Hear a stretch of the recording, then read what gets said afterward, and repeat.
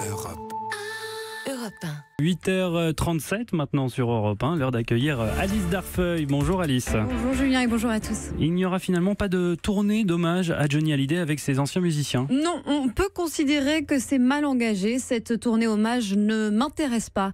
C'est la réponse assez claire ce matin du manager de Johnny Hallyday à Freddie Sheen, producteur à l'origine de ce projet dévoilé dans Le Parisien et dont je vous parlais hier. Je les aurais rencontrés s'ils n'avaient pas médiatisé ce projet, mais là je vais leur dire non, explique Sébastien Farran. Freddie Sheen veut désormais solliciter Laetitia. Pas sûr que cela soit plus efficace. On passe à la canicule et les conditions de vie extrêmes des migrants dans les rues de Paris. Le scandale de la porte de la Chapelle, c'est à la une d'Explicite. La journaliste du site d'information Nasrin Radoua et la photographe Anne Ravanello sont allés à la rencontre des 700 réfugiés sur place en attente de papier ou de leur statut de réfugié, et ils ne sont pas seuls. Ces dernières semaines, nous informe la journaliste, les toxicomanes se mêlent aux migrants. Une cohabitation forcée suite à la fermeture d'un centre qui accueillait les consommateurs. Cela crée des tensions que les habitants du quartier n'arrivent plus à gérer. Ces migrants vivent dans des conditions indignes, on le sait, mais plusieurs choses sont frappantes dans ce reportage en plein cœur du 18e arrondissement de la capitale. La première, c'est qu'en pleine canicule, l'eau manque. Seuls 2 tuyaux ont été branchés sur le réseau d'eau municipal avec 2 bacs pour près de 700 personnes. Deuxième chose flagrante dans ce papier, pas de témoignage ou même d'incarnation de l'État ou de la mairie de Paris. Peut-être parce que, comme l'écrit Explicite, porte de la Chapelle, il n'y a que les bénévoles pour les écouter, ces migrants. Aucune cellule psychologique n'est prévue. Cela participe évidemment aux tensions entre les gens, constate Philippe.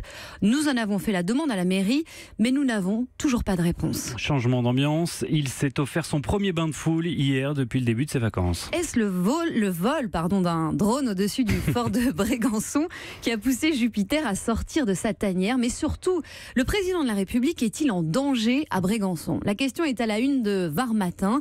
Selon le journal, l'affaire est prise très au sérieux. Une enquête a été ouverte car tout vol de ce type, on le rappelle, est interdit dans un rayon de 3 km autour de la résidence présidentielle. Alors il est où, Alice, ce drone en question? Eh bien, il a été neutralisé. Ses ondes ont été brouillées, ce qui a entraîné sa chute. Et comme nous l'indique le journal, qui a eu le plus grand mal à obtenir des informations, on l'imagine, des recherches ont commencé en mer pour récupérer le drone. Il serait à 200 mètres du fort, où il y a à peu près 30 mètres de fond. Quant à celui qui se cache derrière ce joujou, eh bien, il risque jusqu'à 1 an de prison et 75 000 € d'amende. C'est la loi. Est-ce que vous fumez, Julien? Non plus. Eh bien, voici la dernière trouvaille des cigarettiers pour nous enfumer. Donc, ça ne vous concerne pas. Moi, ça me concerne et peut-être beaucoup d'autres personnes. Sûrement. L'Express y consacre tout un dossier dans son dernier numéro. Emmanuel Bottard raconte, pour nous détourner de la cigarette, mais surtout pour faire face à la chute mondiale de la vente du tabac, les géants de ce marché misent à présent sur le tabac chauffé. Alors, qu'est-ce que c'est? Une sorte de stylo au design épuré à l'intérieur, une lame qui chauffe sans la brûler, la recharge composé de tabac compressé pour inhaler l'arôme uniquement sous forme de vapeur de tabac. 90% de produits toxiques en moins, affirme un responsable de Philip Morris, qui parle, je cite, d'une révolution technologique et sanitaire. Le problème, on y vient, c'est que les médecins doutent sérieusement de la moindre nocivité de cette technologie, et le comble, c'est qu'elle n'a rien de nouveau.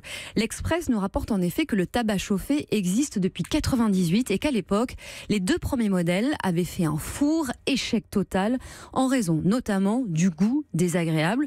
Sauf que, voyant le succès actuel de la cigarette électronique, eh bien les professionnels ont décidé de ressortir des cartons le tabac chauffé, d'autant qu'il est plus cher, pour en fait le faire passer pour un produit révolutionnaire après, comme le note le journaliste, un bon coup de ripollinage marketing. Beaucoup de journaux parlent aussi ce matin de l'un des plus grands tabous du continent sud-américain. Il s'agit du droit à l'avortement. Alors qu'en Argentine, le Sénat doit se prononcer aujourd'hui sur un projet de loi pour un avortement légal et gratuit. Actuellement, il n'est autorisé qu'en cas de viol ou de mise en danger de la mère. L'Argentine suspendue au feu vert du Sénat, titre Libération. Mathilde Guillaume, la correspondante à Buenos Aires, nous décrit notamment la bataille qui s'est jouée sur les réseaux sociaux avec l'apparition de ce hashtag Yo avorté, j'ai avorté, qui en quelques heures dimanche soir a rassemblé près de 80 000 tweets. La plupart des témoignages de femmes qui ont dû avorter clandestinement. Dans le Figaro, Patrick Bell explique qu'après le vote favorable des députés, celui du Sénat semble plutôt pencher pour un rejet, mais ajoute sur les 72 sénateurs, 5 semblent encore indécis.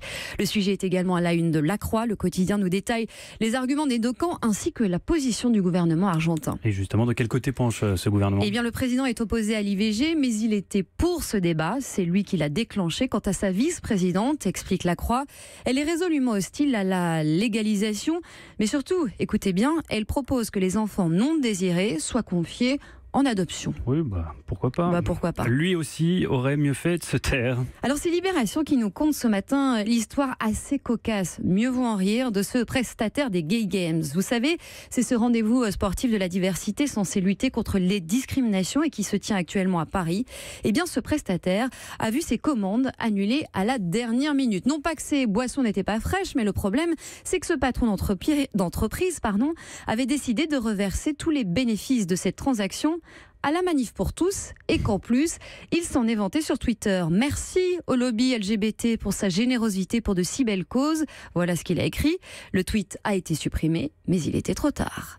Bon, sinon, Julien, c'est la journée internationale du chat. Ah bon ? Vous ne le saviez pas ? Non. Vous êtes plutôt chat ou chien ? Les deux. Eh bien, ça tombe bien. Paris Match, à cette occasion, nous parle de la dimension particulière de cette date au Japon. Vous savez, c'est le royaume des manekineko. Oui. Ces petits chats souvent placés dans les magasins ou les restaurants et qui bougent la patte levée d'avant en arrière. Paris Match nous emmène à Gotokuji. C'est le temple des Instagrammeuses qui vont voir chaque jour 10 000 félins blancs aux formes arrondies, la patte en l'air. Ils sont là tout de même depuis le 15e siècle. Chat alors. Oui, j'y suis allé dans ce temple, c'est magnifique. J'ai décidé de faire un petit beat par jour. Voilà, une mauvaise blague à chaque fin de revue de presse. Non, c'était parfait. Merci Alice Darfeuille, à demain. À demain. Europe 1.